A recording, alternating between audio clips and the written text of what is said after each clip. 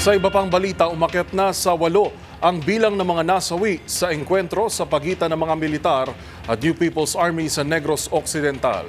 Yan at ang iba pang mga rumarapidong balita mula sa probinsya, hatid ng iba't ibang istasyon sa ilalim ng MBC Media Group.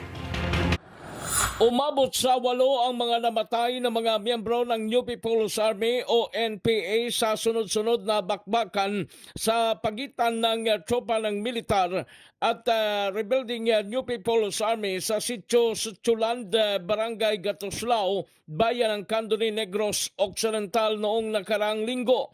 Sa separadong inkwentro ng 15th IB ng Philippine Army sa Hot Pursuit Operation laban sa nasabing rebuilding grupo, isa pang na-recover na patay na miyembro ng hinihinalang NPA.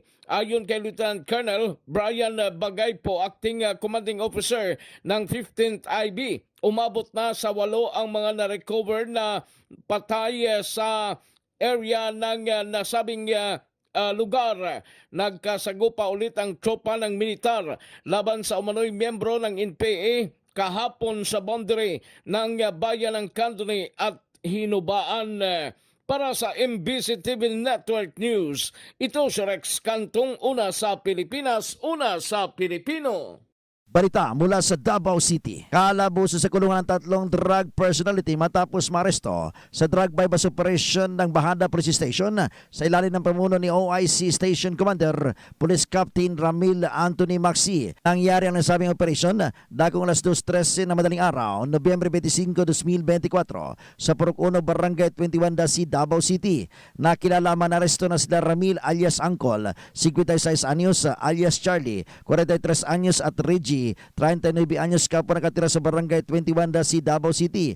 Nakuha mula sa posisyon ng mga suspek ang 3 pakiti sa magkaibang laki na may laman sa inihinalang shabu na may standard drug price value na 176,800 pesos.